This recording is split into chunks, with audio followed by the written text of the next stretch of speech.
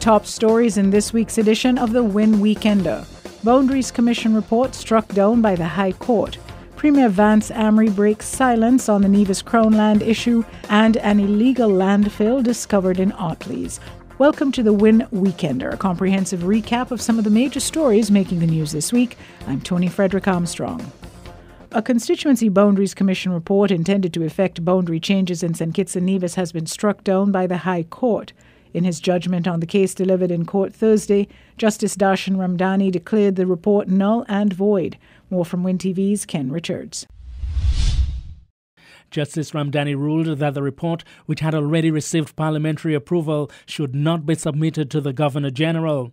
The judge said while the Commission had done well on an initial process of consultation, it later declined to continue that process after it had finalized its recommendations, a position he ruled less than fair. The judgment deals a serious blow to the governing Labour Party's plans to change the Federation's constituency boundaries ahead of the coming general election. The claimants have hailed the decision as a victory for democracy.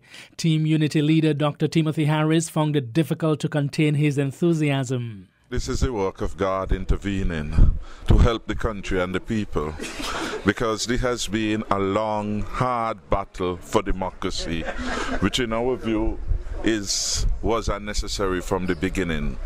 There is a right way, and today the judge gave a judgment of which we feel fully vindicated. The substance of the matter is that the report submitted is now null and void and of no effect. And that was the basis of our argument, that what was done was not transparent, it was prejudicial to the interests of the people, and we are happy that the judgment, in effect, gave vindication to our expression of unfairness and injustice. One commissioner who represents the opposition on the body, Attorney Vincent Byron, feels his stand on the commission has been vindicated on the matter of the proposed boundary changes. Because repeatedly I had raised a number of objections to the commission. I must say that the commission worked assiduously to get it right, but on this question of consultation, they were clearly wrong. I was voted down on this point when on July the 18th, I asked the commission to have public consultations, especially in the areas where it would affect the population most, in St. Peter's, in Keon, in St. Paul's, in Sandy Point. And the commission voted not to have public consultations. Justice Ramdani made it clear in his judgment that the claimants, meaning the opposition MPs who brought the case, failed to prove bias on the part of the chairman of the commission, Peter Jenkins. Prime Minister Denzil Douglas had told his party supporters several months ago that he was waiting on the proposed boundary changes being implemented to announce an election date. Nevis Premier Vance Amory has broken his silence on his administration's attempts to sell Crown lands to an Iraqi national. The Nevis Island administration has been urged by the opposition Nevis Reformation Party to address allegations against leading members of the cabinet. The opposition alleges that payment was made by an Iraqi national for the sale of Crown lands in Nevis, with the funds allegedly sent to the account of a company in which the Premier and his wife are involved. Ken Richards has more.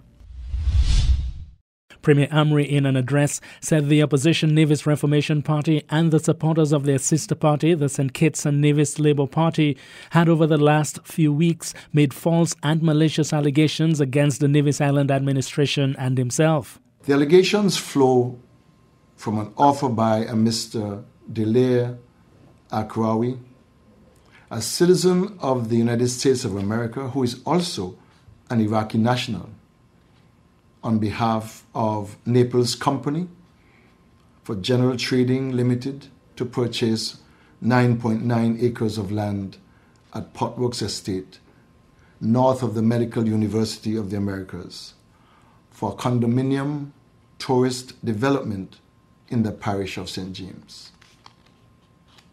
The offer to the Nevis Housing and Land Development Corporation was considered by the Board of Directors of the corporation and accepted for the purchase price of $1.5 million. The said offer was also considered by the Cabinet of the Nevis Island administration and deemed appropriate. According to the Premier, the Cabinet dealt with these matters in good faith and acted properly in order to facilitate significant economic activity in Nevis. He indicated that the project would have been recommended for approval for the country's Citizenship by Investment program and that this would have been handled by the federal government in an effort to promote the economic development of both St. Kitts and Nevis. The Premier is describing the allegations as a case of character assassination by the opposition NRP. Premier Amory added that he has never sought to use his office to enrich himself. According to Vance Amory, it appears that there are some people who do not want to see investment for economic growth in Nevis. He also made reference to comments on the matter by the Prime Minister of the country. It is my understanding that while the Prime Minister of the Federation has sought to, by his ill-advised statement on the matter, sought to vilify the Nevis Island administration, and a senior member of the administration, quote unquote, and to give the impression that the Federation and the banks of the Federation do no business with citizens of Iraq. He, the Prime Minister, is on record as having made a secret visit to Erbil in Iraq to solicit investment for St. Kitts and Nevis and to promote, no doubt, the St. Kitts and Nevis Citizenship by Investment program. Premier Amory has accused the federal government of practicing double standards on the question of seeking investment from Iraq. He has confirmed that he is taking legal action against those who have defamed him in the attempted Crown Lands sale matter. I'm Ken Richards for the WINN Weekender. Still to come on the WINN Weekender, an illegal landfill discovered in the hills of Ottleys.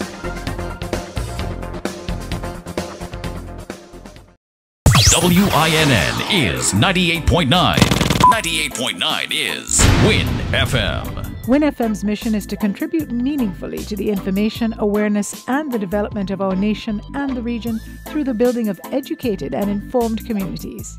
WINN FM faces the issues squarely, without shying away from controversy, while striving continuously to provide balanced, responsible reporting. Better music, better talk, better radio. 98.9 WINN FM. Welcome back. The Solid Waste Management Corporation has discovered an illegal private landfill in the Ottleys area. The man operating the site, located in the hills of Ottleys near some cane fields, was also raising pigs in the area. For more on this report, we join WINN TV's Andre Huey. Mr. Wilman McCall from the Solid Waste Management Corporation told WINN Tuesday that the corporation was tipped off about the illegal activity and discovered the site last week. He apparently worked for several companies moving their waste.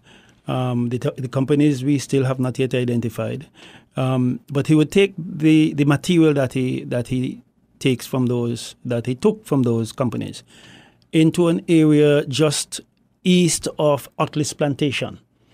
And that is significant because Ottleys Plantation is being looked at now as a very viable tourist entity and one of the fine cogs in the wheel of our tourism product. And I find it rather uncomfortable that the landfill was so sited that any foul orders will go due west into that area. But more significantly, the number of places where the Aedes aegypti mosquito could proliferate was so evident. There was a lot of galvanized refrigerators, stoves, washing machines, pallets. Then there were several burnt areas, which meant that there were several burnings done. I don't know if it was done when there was a great fire destroyed that whole cane field. But I know within 2 months ago, there was a fire in the area. Mr. McCall said that the man burnt garbage when there was a buildup of waste. He suspected that the garbage was being dumped in the area for some time. Think that the rat population in the Ottleys area too would have increased. I believe that the persons in Ottleys who are uncomfortable could have been uncomfortable because of the awful condition, that was created by this landfill. Mr. McCall said they are dissatisfied that this activity was allowed to carry on for so long, and attempts are being made now to have the area cleaned up before the man is penalized. Traffic police are issuing a warning to drivers of heavy vehicles in particular to watch their speed, especially when transporting heavy loads. Traffic police are issuing a warning to drivers of heavy vehicles in particular to watch their speed, especially when transporting heavy loads. Head of the Police Traffic Department, Inspector Carl Keynes. They are under more strain and pressure than the normal vehicle because of the weight, and more so when they're going down an incline or down a hill. The weight tends to push the truck down or the lorry, and it is even hard to stop that vehicle. Therefore, we are appealing to those truckers to have the vehicles checked regularly and make sure that their braking system is good and make sure the truck is in a state of roadworthy condition. We're very concerned and we are appealing to the truckers to be sure that they have the vehicles serviced and whatever necessary repairs in order so that they can save them lives and the lives of others. Inspector Keynes is particularly concerned about the maintenance of older vehicles. Some of these older trucks, they would have to ensure that they are roadworthy and they themselves, the drivers, ensure that they are checked regularly because the steering can give out and the braking system can get locked up. It can be, a line might be broken. So we are appealing to the truckers to ensure that those trucks service and maintain in a roadworthy condition at all times. His warning comes days after a lorry lost control coming over Timothy Hill into Frigate Bay, smashing through a guardrail, flipping over to rest on its side in the heavy prickle bushes, the container ripping away from the cab and landing upside down, with several of its wheels ripped from the shaft. The driver was able to extricate himself from the crash site unassisted and was taken to the hospital with what are reportedly not life-threatening injuries. Finally, on the WINN Weekender, the International Monetary Fund, the IMF, is clarifying its recent announcement that it approved $4.5 million for St. Kitts and Nevis under the standby arrangement. More in this Andre Huey report. Some in the public were confused as to why this money was approved when the Federation recently returned $17.1 million to the IMF under the 36-month standby arrangement. Mr. Wayne Mitchell, the IMF's regional resident representative for the Eastern Caribbean Currency Union, in an interview with WINN, explains that the $84 million standby arrangement was under two components. When the program of financing was agreed between the government of St. Kitts and Nevis and the IMF, it was for a total sum of about $84.5 million. This sum comprised of two components.